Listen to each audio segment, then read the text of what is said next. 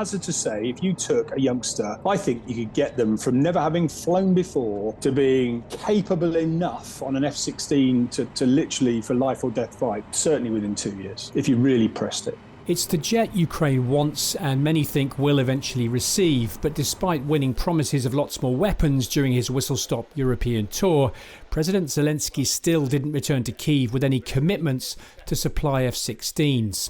Among the many challenges is training how to take pilots schooled on Soviet-era aircraft and convert them to a sophisticated Western fighter. From the UK, though, a chink of light.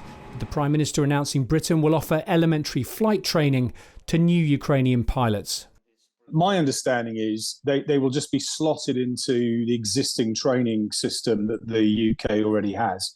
So it will be for effectively what we would call ab initio pilots or pilots that are literally at the beginning of their training. So early 20s type, someone who's got the aptitude but hasn't really flown much or at all before. So it'll walk them through all the basics, literally learn how to fly, and then depending on how much more we're able to give them, could potentially move from what's known as the prefect, the sort of basic turbo prop trainer, onto something like the Hawk T2 at Valley, which will then allow them to be trained literally how to fight rather than just how to fly. While the UK doesn't operate the F-16, Rishi Sunak and Dutch Prime Minister Mark Rutte have pledged to build a jets coalition that will start to prepare Ukrainian aircrew for a possible future delivery. The Netherlands has around 40 F-16s, which it's replacing with more modern F-35s. Belgium, Denmark and Norway also operate the jet. But the largest inventory is the US, which has almost 800 F-16s. The US government has to approve any sales or transfers of F-16s from partner nations to third-party countries. Any NATO member that wants to send F-16s to Ukraine would have to get approval from Washington. And so far, President Biden has said no. I think you need to look at both ends of the problem. There is absolutely a need to train young pilots such that they'll be ready to continue to re-equip the Ukrainian Air Force in the longer term. But I still fundamentally believe there's also a need to switch current qualified pilots onto a new, more modern type as well to fight today, if you like, rather than just fight tomorrow.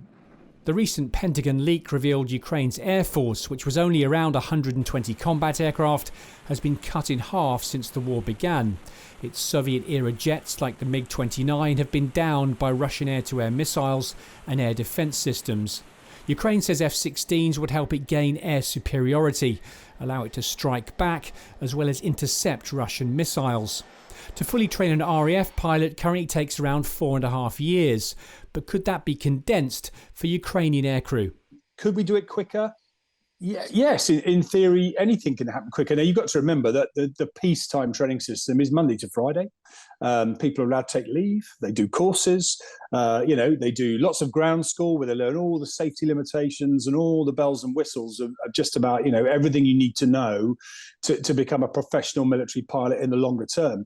You can cut lots of corners. If you're looking to get them onto the front line where it is literally life or death, then yeah, you can cut corners in not dissimilar to the way we're cutting corners by training Ukrainian, civilians to be soldiers and drive tanks and fire Patriot missile systems.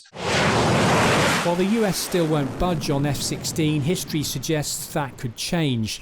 Since the war began, discussions on several weapons, including tanks, have started with a no and ended with a yes. And as with Challenger 2 and now pilot training, Britain has taken the lead on many of them.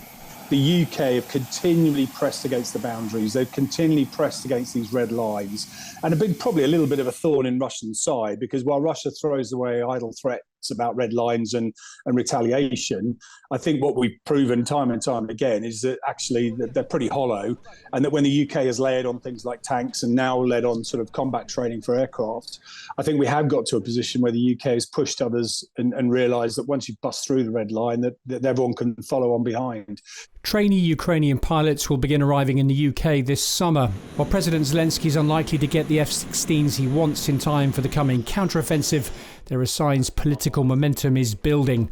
And while Kyiv waits for Washington to have a change of heart, this UK announcement alleviates at least one of the obstacles, preparing a new generation of pilots ready to take the Fighting Falcon into combat above Ukraine. Simon Newton, Forces News. If you enjoyed this video, don't forget to like and subscribe to our channel.